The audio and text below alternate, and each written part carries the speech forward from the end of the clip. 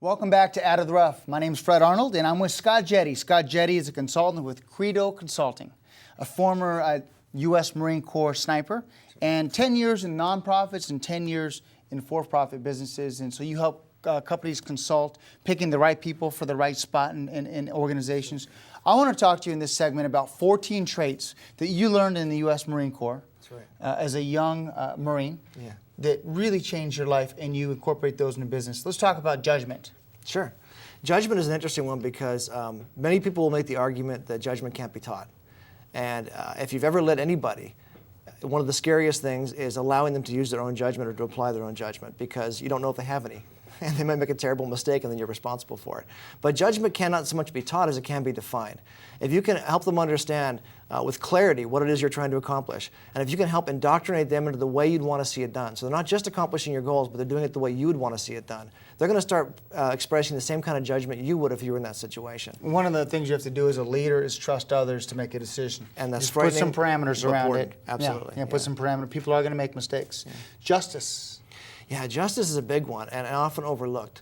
You remember the Rodney King riots. What were they shouting the whole time? No justice, no peace. If you have an organization where there's a lack of justice, or even worse, a lack of perceived justice, there's not going to be peace in that organization, because there's not going to be peace in the people. And it's difficult because as a leader, you have to guard against an actual injustice, such as promoting someone who really doesn't deserve it over someone who does. But you've also got to guard against a perceived injustice. Maybe what you're doing is perfectly fine, but you're not realizing that somebody else sees it as unfair. Yeah. And it will have the same effect on them as if it actually was unfair. Right. So you've got to create an environment where people can trust in your decisions that they will be just, or you're not going to have peace in the employees, you're not going to have peace in the company. Well, within justice, you talk about making a decision, decisiveness. Yes, decisiveness. Making an educated decision and moving on. Sure, sure. The inability to make a decision is difficult to follow. One of my favorite guys from history, General Patton, said that in a crisis situation, you're better off making the second best decision than waiting too long and coming to the best decision. If it's a tough situation and people are looking for someone to make the call, make the call. Right. The inability to make the call is perceived as weakness, and will often cause people to lose their confidence in you. One of the biggest challenges we have right now in the downfall of our economy is people making decisions to liquidate a car, to do whatever they have to do to survive, and so decisiveness is important. Consult. Get some advice and make a decision. Integrity, that's kind of a basic, but yeah. Yeah, but it's actually the key to all of them. It's the scariest one, because if you develop, say, 13 of these 14 traits and don't develop integrity, you are now a highly developed, highly effective, immoral leader. And we've seen those around the world, and we've seen those throughout history, and they do horrible damage to people's lives and to the globe. Right. You have to anchor it on morality, and that's what integrity is. And if you don't anchor it with that, please don't develop it at all. One of the best things I got as a young man was an award called it was being Mr. Dependable. You know, I got it in fourth grade, right? Yeah. And I'd always stuck with it. If I wasn't dependable and I slacked off on something, it bothered me from that one award I got in fourth grade. Oh, that's great. Dependability. That's great. Yeah, dependability is fun because it's not necessarily, I love the fact that you mentioned that you respected that as a kid, because dependability isn't often respected in the young. It's not something you want to hear about your first car. You're not looking for dependable, you're looking for sexy. Yeah, you don't want to hear your blind date described as dependable. That's not going to make you want to show up. But the reality is, the older you get, the more you realize that something that is not dependable is absolutely useless. But I want my business consultant to be dependable. Absolutely. I want my mortgage advisor to be dependable. Because you figured it out. No matter how good they are at everything else, if you can't depend on them, there's no value. Yeah, I like it. I like it. Tact. Being respectful and tactful. Yeah, tact. Is tact what I'm thinking of, is being respectful and the tact, the way you handle things? It's exactly that. It's how you present something. When you communicate something, you're communicating two things. You're communicating the information, and then you're communicating the intent. Mm-hmm. And tact is the intent. If all you communicate is the information, it's go over there, do that. Mm-hmm. People may do it because they have to. They're not going to do it because they want to. You know, there's so many simple ways to give tough news. Yeah. There's so many different ways to be respectful to people. You know, I'm sorry that we have to do X, Y, or Z, but here's some alternatives. Exactly. You know, you don't have to be authoritative all the time. No, in fact, don't be. That's where tact gets lost. Yeah, initiative. Take the first step forward. Initiative. Well, look at your computer, for example. Your computer is highly effective and actually possesses many of these traits.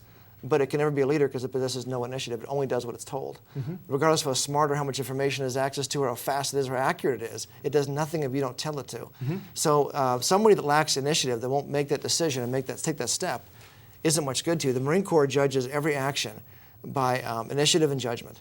So if you do something wrong, rather than say you've done something wrong, they'll say it was good initiative because you did something. Yeah. Poor judgment. You did the wrong thing. You know, I always often tell my employees, while I'm gone, make a decision. Exactly. And please. if it's the wrong decision, you know, at least we made a decision. We'll evaluate, so we make the right decision the next time. Well, that's the mark of a courageous leader, allowing them to make their decisions. Yeah, that's important. Thank you. Endurance. Oh man, you got to go hard, don't you? You got to go hard. And you got to go long, and you got to make it. You know, you got to be committed. Well, it's hard to follow someone that's going home early while you're working late. Yeah. Because they simply can't hang, but they expect you to. And it's difficult. You get older. You know, I'm getting older. It's harder to have that kind of endurance. Right. And it doesn't mean necessarily that you have to do a couple of things. You have to have an endurance that they can emulate. And then you have to make sure that endurance is responsible. If you're a marathon runner, don't expect them to be marathon runners because you're just going to burn them out and destroy them. Correct. Pick an appropriate level and then lead by example. Set the pace. Yeah, like that. Bearing. Bearing, how you conduct yourself, how you carry yourself. This is one of the toughest ones to get down. You can't fake bearing. But it kind of comes as a natural progression from mastering the others. You'll start to carry yourself as a leader. You remember Columbo from the old TV shows. In fact, he just passed away recently. Yeah. He didn't carry himself like a leader. And ultimately, he would save the day because it's TV and he could figure things That's true. out. But it's hard to follow someone who walks around in a rumpled coat and constantly mumbles and says silly things. Yeah. Even though he had a lot of great qualities in there, you don't look at that guy and say, that's the guy I want to follow. Right. Right. You know, you talked about bearing. Sometimes bearing as a leader in any organization is maybe not drinking at the holiday party because then you can keep your bearing. Good example. That was one thing I learned early on is, you know, you enjoy having a drink or two. Yeah. You sometimes say things or do things. That's just it's one step. Well, recognize that the people who are following you want to respect you and they want to feel confident that you're a good person to follow. And if your bearing is off, it becomes difficult to see you that way. Yeah. Unselfishness. Unselfishness, yeah. Just be giving. Be giving. There are two styles of leadership. There's the leader that walks on the backs of his people. Basically, they're there to help me get my job done. That's all I see them as. And then there's the person who would die for his people. And both are effective, really. But which one do you want to be and which one do you want to work for is the question. And you talked about loyalty and courage. Loyalty. You're not going to get loyalty from your people if you yourself are not loyal. Loyal to them and loyal to the people above you. If you're mid-level management and you're constantly saying disloyal things about the people above you, don't think the people below you are going to respect you for that. They're going to think that's okay. And eventually they're going to lose their loyalty to you. And loyal to the job. And courage. Have courage. And courage. Because as you mentioned earlier, giving your people the freedom to grow. And remember, leading isn't just you becoming a leader, but it's you actually helping your people be all they can be as well. Yeah. And to do that, you're going to have the courage to let them make mistakes.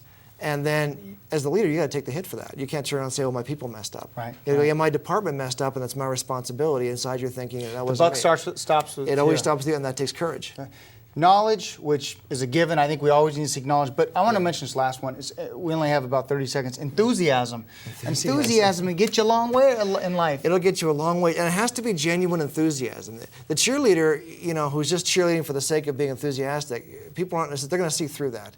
But if you can get genuinely enthusiastic about the mission or the task, it becomes infectious, and you get a higher morale, and people buy in. And I love being the thought of being a cheerleader and really loving what you do. Yeah, that's what you got to do. You got to love what you do. Yeah, I love it. 14 traits. 14 traits that you can pick up to be a better leader. You learned in the U.S. Marine Corps. I did. Thank you very much. Scott, thanks for coming on the show. Thank you. Scott Jette, Credo Consultant. Well, I hope you enjoyed this edition of Out of the Rough. If you'd like to watch this edition online, go to scvtv.com. You can also access other shows.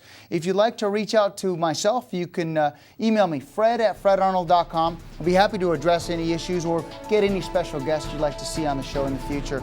I hope this information helps get you out of the rough. Have a great day. Thank you.